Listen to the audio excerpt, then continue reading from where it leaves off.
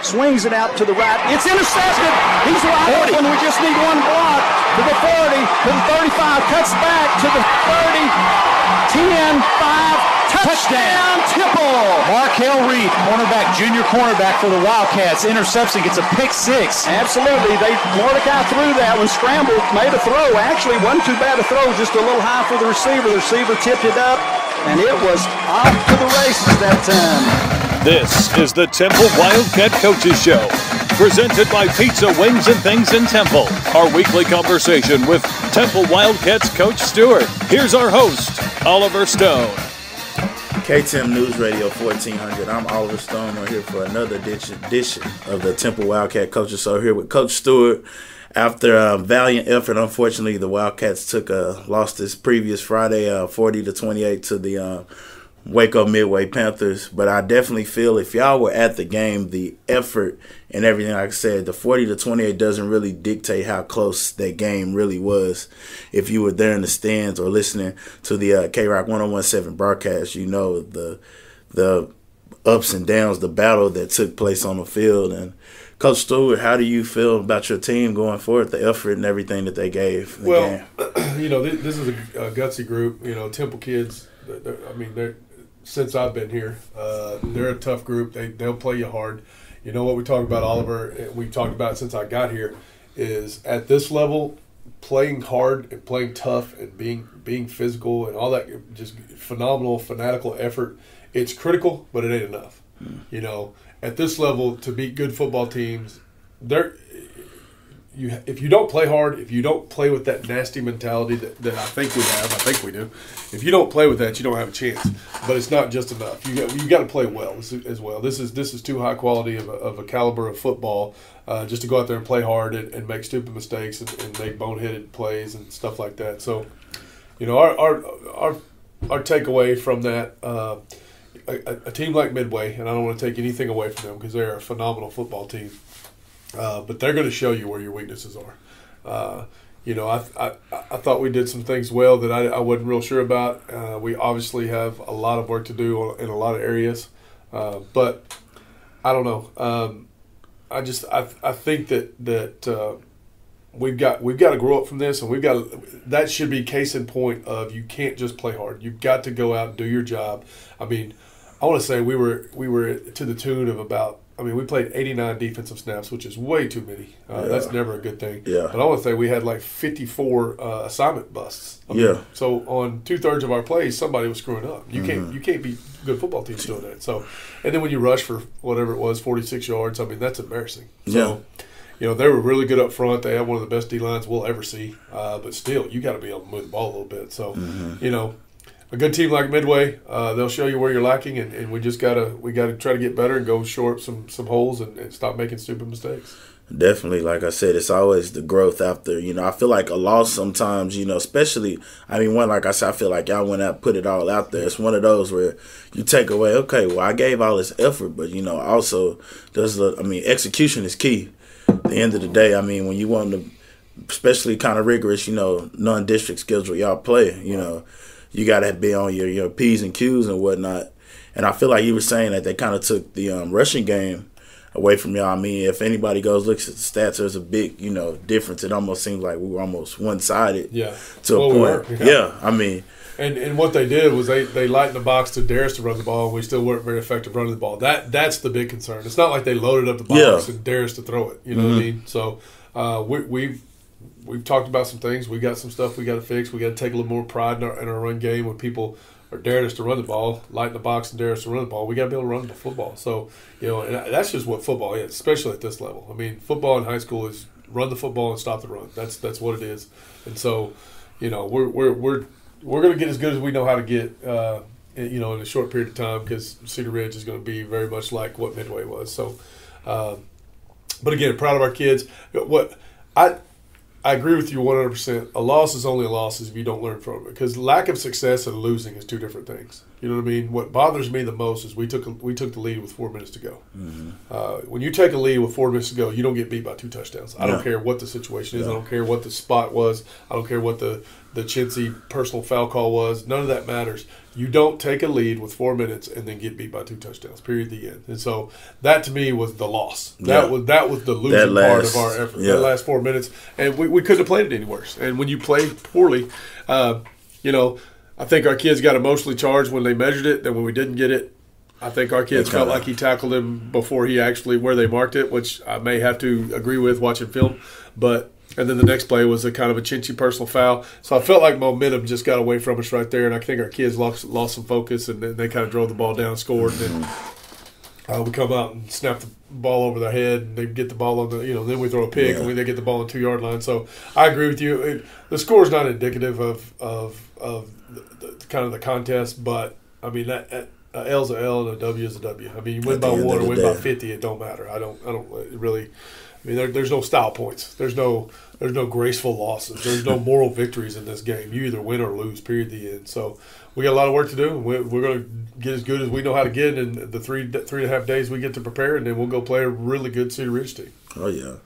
So another thing, like I feel like you had to be there to really witness it. Is we kind of had some trouble with our punting game, and the fact of our defense to be able to hold some people without score. I think they got the ball like 3 times inside the 35, like bang, bang, bang, and our defense held.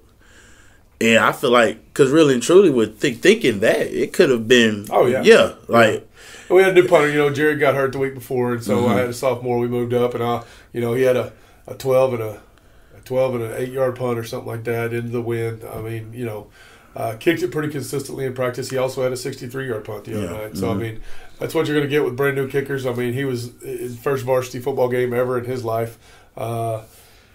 So we just worked a lot of technique with him, a lot of confidence. I mean, you can't just go rip a kid apart like that because, kickers are all squirrely anyway. And a kid that's never been there before, you don't just rip his head off. We all wish we could be more effective in the punt game, and we're working on it. But new kickers often, especially sophomores, they often do that to you, and he'll have to take on the duties again this week. So we'll see what happens. I mean, I feel like that's the only way to learn. You got to get thrown out. You got to throw them out there, and I know that people in this community live and die by this stuff. I mean, I've been told how big of an idiot I am, and that's part of my life, and that's part of this that you have to accept. When I don't make any bones about that. People, they pay their $8, they have a right to have an opinion. But the bottom line is, we're trying to get ready for the second season, which is district, and it may not be as pretty as we want it to be right now, but as long as we can take this opportunity to learn something, I think it can pay off at the end. Definitely. I feel like at the end of it, I mean, like you want to go through your non-district, obviously trying to tool up, and by the time you get to district, I mean, you want to have all guns blazing because, I mean, that's where it really counts. So, like I said, I know we got another 6A folk coming at us this week with Cedar Ridge, and like I said, I know, like you're saying, basically they're pretty identical to what we just saw, this week as far as, a bunch of potential big nasties up front and whatnot, and, have some athleticism at quarterback and whatnot. So, I mean, I know, like, from a game like this, it's just, hey, you got to, like, sit down, watch your film, take your constructive criticism and whatnot, and get back to it. Yeah. When you're not successful, excuse me. When you're not successful, it's tough to sit there and we coach hard. We're not always nice. I'm not here to be anybody's friend. We're here to get better. So that's always fun to hear that you're not doing good enough, but that's part of the process, and we have a process, and we believe in our process, and we're going to attack the process. At Cedar Ridge, you're right. They've got a very athletic quarterback. They got a kid at receiver committed to Baylor that ran a 4.35 at a camp, laser time. So I mean, we ain't got that kind of speed. So I mean, you got to come up with a plan because that dude can flat out go. Yeah. Got a running back that's committed. Got several offensive linemen. I mean, they're your big nasty jokers. So it's going to be rinse and repeat, and it's going to look very. They're very, very athletic, and very, very, very fast on defense. So we'll have our hands full. And we got to play better. All right, well, that's what it is. At the end of the day, you got to step up and be ready for the test coming at you. So, KTEM News Radio 1400, I'm Oliver Stone. This is the Temple Wildcat Coaches Show here with Coach Stewart. After the break, we'll be back to talk about our opponent this week out of Round Rock, Cedar Ridge. KTEM News Radio 1400, I'm Oliver Stone, and we're back with the Temple Wildcat Coaches Show. I'm here with Coach Stewart. here with them after the Wildcats, after a very valiant effort, unfortunately came up short 40-28 to the Midway Panthers, but that is in the past, and we're getting ready to go against Round Rock Cedar Ridge this week. As Coach Stewart said in his words, basically rinse and repeat with these guys. So, Coach, what should we be looking forward to this week? Well, we got to go down there. They're a very good football team. They're very well coached. They're very physical. They run a very. It's going to look very similar to what anybody saw last week as far as personnel, as far as scheme wise. They're a little bit different on offense, but defense is very similar to what we've seen. Very, very athletic quarterback, speedy receivers. I mean, they've got a couple of kids that can flat go. They've got a running back that's out of this world. What's his name? Number 20. The Bakari kid, I guess is his name. He's committed, I guess, to Stephen F. Austin. So they're going to be scary. They're big up front. They move well. They're aggressive. They're mean. Then their defense, like I said, they fly around. They get in the 4-man front. They kind of got that hybrid in like we do, and they move around, and they're really, really fast, really, really aggressive on defense. So, we go down there and handle business. Hopefully we can make it a good game. And if we go down there and not, then they'll do to us what good football teams do to people that ain't ready to play. So our focus is going to be get ready to play, simplify the scheme, get better at what we're trying to do, get better at fundamentals, and go out there and try to play a football game. I mean, at the end of the day, you got to be ready for the task in hand, no matter, like you said, no matter who it is. And right. I feel like this is just part of, Temple Wildcat football. I mean, we try to play the biggest and the best. So, right. When it comes to district time, we're ready for whatever. So it sounds like we got another very notable test on our hands here. Like I said, they're another group of guys big up front. I know you said got a guy basically runs a 4-3-5 laser time. For those of y'all that don't know how the 40 system is broken down, back in the day, you used to have all your coaches at the end with the stopwatches and everything. Technology is so amazing now. You got the lasers. So somebody's running a 4-3-5 laser time. That's according to kind of the guys that talk to us. I think his last name's Ellis, the Jalen Ellis kid. He's a big kid. He's 6 foot plus, 6'1", 185 pounds or so.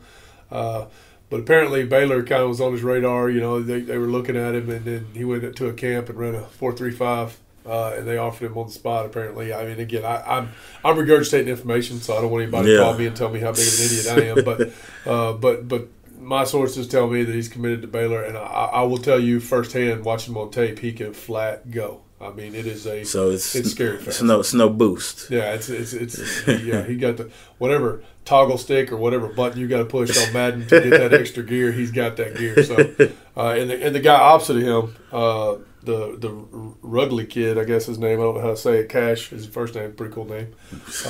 He's scary as well. So they're weaponed up. They got the Semi kid in the backfield, Semi Bakari, and then the Cost kid, the quarterback. He's a phenomenal athlete. I guess he was a backup a year ago. They had that stud a year ago. Mm-hmm. But this kid don't look like a backup. He's obviously taken his place at the head table, and he's a really, really, really good athlete. They're explosive on offense. They're good at what they do. They're big and physical up front. They set up the deep ball with a very, very aggressive run game. And so, we're gonna have to have a good plan. We're gonna have to execute. So basically, sounds going to be a week where you definitely have to read your keys and whatnot. Yes, sir. It's basic fundamental football, And again, they're a very, very good football team. But this week is going to have to be about us focusing on us getting better. That's the only chance we got. You go down there. We go down there. I felt like I was watching us play a little street ball last Friday night. Yeah. We played street ball against good football team. When we settled down and actually played, we weren't bad. Yeah.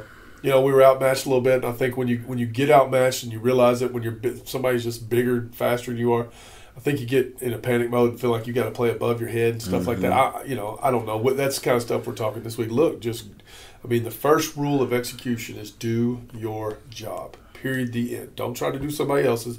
Don't try to win the game on every play. Just execute your position, do your task, do your job, and then we'll live with whatever happens. I feel like that's all you can ask. And especially, I feel, going back to what you're saying, I feel like it was kind of like street ball out there. I did, seeing sometimes after some of the plays, you see a little extra stuff that may not have been noted or called on or anything. But, looking up, you see little stuff where, you know, you may have I saw some stuff, some of the Midway Panthers players kind of antagonizing a little bit. You know, that's kind of stuff they do because, you know, obviously whoever retaliates, that's what's getting flagged. Right. You know, so I feel like, you know, that kind of stuff is being a player, and you've been there too. You know how that is. It's just you try to let it go. Right. And, you know, I feel like at times we were trying to, but it'd be sometimes, it's like, hey, you know, you just. It is, and we talk a lot about the psychology of the game and about don't let another man control your emotions. But you're also talking about 15, 16-year-old kids, and you know, I thought we did a pretty good job of not letting them get the best of us. You know, I've always wanted to operate at about that 8 or 9, and just you know, you ain't gotta talking ain't never done nothing in this game, and you know, so we don't talking back, especially. I mean, let them run their mouth. Our rule is if somebody punches you or somebody hits you or somebody cheap shots you, blow them a kiss. You know, blow them a kiss because you instantly change the psychology of that situation. He might actually do it again, and he be the retaliator, and then you know he can get the flag. But you know, it just I was very proud of the maturity we showed. What we didn't do consistently is just do our job. Just execute what we need to have happen on the field. Stop trying to. I mean, we start pressing, and then we're like, well, gosh, I got to do this because if I don't, nobody else will. Yes, they will. You got to trust your teammates. You got to trust the system. You got to trust the process, and we just got to fit it up. I mean, at the end of the day, that's all it was. Because I feel like this past week, you know, it was just like I said, the little things. You know, I mean, all the big things. Yeah, I mean, there's stuff to get fixed and whatnot. But like you were saying, we taking the lead with 4 minutes left in that game and to lose. You know, by 2 touchdowns, that was hurt. You know, that's the most disappointing and the most concerning part is it ain't. I don't put a lot of. I mean, we're in this game to win. I get it, but there are people out there that can just flat beat you. You know, I mean, I don't make any bones about that. I'm not gonna. The quality of my life is not going to be on the amount of points we score and the amount of points we give up. You know what I mean? If it ain't enough for people, then I can go do something else, and I'll go kick butt at something else. I don't worry about that, and I'm not saying anybody's saying that. I'm just saying you can't think like that in your day-to-day life, in my opinion. So to me, it's about being better tomorrow than we were today. It's about being tomorrow the next day than we were that day.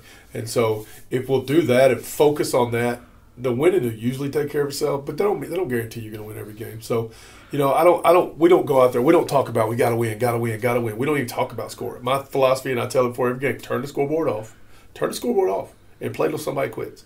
You know, play till somebody taps out. That's what a man does. That's what, you know. So we don't focus on, we got beat by 12. How are we going to find 3 more points? How are we going to find 4 more points? No. Just go get better. Go execute as hard, as well as you can. Play as hard as you can, and then we'll see what happens from there. Yeah, I mean that wraps it up. I mean, you kind of have a boxing mentality out there. You know, you go and go and go. You keep going so you break somebody's will. I mean, that's how it goes. That wear and tear is eventually I mean, that's why you play the game. Somebody's eventually something's got to give. Something got to give. Something at some point's got to give. You know, and I don't think the effort gave the other night either way. By the way, I mean Midway, I was very impressed at their resilience and they're a tough group. You know, but I'll tell you what did give is focus. And I thought we lost our focus, especially after 2 bad things happened. You know, when you're exhausted, when you played 90 plays. It's been a long time since we played 90 plays on defense. So when you're physically exhausted and then something bad happens, and especially something that you may think is unjustified, a bad call, a bad spot, a bad this, a bad that, you know, we kind of showed our humanity the other night and our lack of experience because we kind of let that mind, we got to kind of let our minds go and our focus go there. So I don't think anything gave as far as whose chin buckled first, but you know, we did lose focus first, and it happened after 2 kind of controversial situations. Both of them didn't go in our favor, and we kind of lost our heads for a little while. So can't do that. Yeah, can't do that at all. But hey, like I said, we got another week of preparation, and Friday we'll get back out there under those lights. So keep it here, KTEM News Radio 1400. I'm Oliver Stone here with Coach Stewart, Temple Wildcat Coaches Show. And after the break, I will be talking to some of his defensive personnel about our challenge coming up this week. KTEM News Radio 1400. I'm Oliver Stone. We're back here with the Temple Wildcat Coaches Show.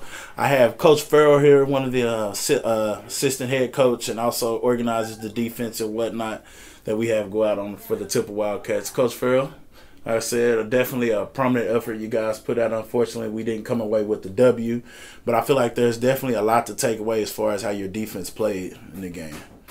We had some growth. You know, we were streaky, came out a little bit slow, and then kind of caught a groove there where we were playing good defense for a while, and then kind of hit another streak where we didn't do real well, and then hit another positive streak, and then it was just kind of one of those up and down games when you have a good opponents, things go up and down, and I thought the effort level from the kids was really positive. The look in the eye on the sidelines, the focus was there. Came up a few plays short, and we have things to correct, but I thought the kids played really hard. Yeah, I feel like definitely, I mean, with all the weapons, I know they had, like, basically, potentially probably 9 kids that are going to go play Division I football, most likely on their offense. I feel like up front, I mean, there was a lot of just big nasties they had up there. Sure. And played pretty aggressive. And then also, I mean, their weapons from, Mordecai to Forbright, and then even their backup running backs that came in, they had some weapons. But like I was saying, I feel like to kind of our, punting situation, getting pinned back in deep, and basically for the defense to get, their offense, Midway's offense to get the ball multiple times inside like the 35-yard line, and for our defense to hold, that shows a lot of, as far as the effort, but also a lot of, mental toughness as well. Because I mean that when you start to get tired, the stance isn't as nice, and gets a little nasty out there, and you just gotta be mentally strong. And I feel like we showed a lot of mental focus at times, and I feel like that definitely paid dividends.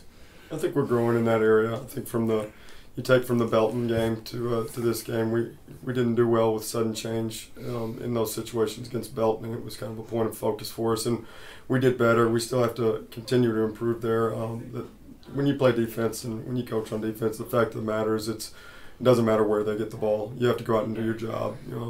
We kind of took a little bit from some colleges that talked about sudden change, relating that to like firefighters, and firefighters don't ask who started the fire, how what's going on. They just go in and try to put it out, and we were able to put some of those out. There are a couple there that we didn't, that we need to improve on, that we need to get better. But it's an area of growth. We've seen some growth, and it's just something that we can't stop growing with. And I feel definitely, I mean, like I said, this coming week, it's not like we're just finna facing a cupcake opponent or anything. We're still in these 6A ranks, and we're going to go see Round Rock Cedar Ridge this week. So what should we be looking forward to with them? Like, what weapons do they have that we should be looking out for? They're still, similar to Midway in talent, and I think their O-line, we expected them to be really young and inexperienced, but they're pretty good. We were impressed with what they've shown on tape. The quarterback's really athletic. He's a coach's kid, makes good decisions. A lot of speed on the perimeter at wideout, and they've got a running back that's committed to go to a Division I school. So, it's a great test for us to go out again and telling our kids this is what it's going to look like, down the road. And that's why Coach schedules these games, is we don't want to schedule teams that we roll over all the time. We want to get ready for the future, and Cedar Ridge will definitely, we've got our hands full, will be a good test. So like Coach Stewart was saying earlier, it's just kind of a rinse and repeat, Right. Basically the same, it may not be the same offense, quote unquote, but it'll be, a lot of the same speed and toughness and grittiness and whatnot. Right. So I feel like, definitely our defense has a task at hand. But as you were saying, I mean, this is what kind of stuff that prepares you for district and, potentially playing that late season football, Right. This is the kind of stuff that will prepare you for those situations versus, playing a soft, non-district schedule where you just roll over people. I mean, I feel like you definitely want to play teams that, challenge you to a point. You want to feel like you really get something out of a game, and that's what I was saying. I feel like this Midway game, there's definitely nothing to hang heads over, because I mean the effort and everything was out there. I mean, going against a bunch of, like I said, pretty much a potential like D1 O-line as far as how big guys were out there. I feel like just the grit and everything that was shown. There's obviously a lot of people, well, we lost, but a loss like that, you can take a lot of good from that. To obviously translate it into the next week and obviously fix the little things that you need to get that W. So I feel like there's definitely nothing but bigger and better things coming. And I know the kids, I'll be excited to get out there and practice. I know we've all been there the days of playing, hate those days of practice. But sometimes, I mean, hey, I'm ready to go to practice. You know, I feel like after taking a loss like that, knowing that how close we were to really having that game, I feel like, hey, I'm ready to get back out here on this field, you know, fix these mistakes and, you know, come with the next task at hand. So Sure. The best, I mean, the worst time is when you're in that lull before you go back to work. Once you go back to work, you kind of get back in your groove and you can actively do something about it. You know, our kids are resilient, more resilient than people think, and they understand expectations around here. They understand the difference between a win and a loss can be very, very small, and that those are the things that really make you or break you, especially at this level of competition. So I think they're ready to go back to work, and we had a decent day yesterday. We hope to have a better one today and a better one on Wednesday, and continue to try to roll some momentum into the opponent on Friday. All right. Well, I feel at the end of the day, that's all you can ask. A little progress each and every day. Right. End of the day. So I said, like I said, the Wildcats will be facing Round Rock Cedar Ridge, and if you can't make the trip to Round Rock to catch the game, you can definitely tune in on KROC 1017 and KROC1017FM.com. The pregame show will start at 7 o'clock, and the kickoff will begin at 7:30 p.m.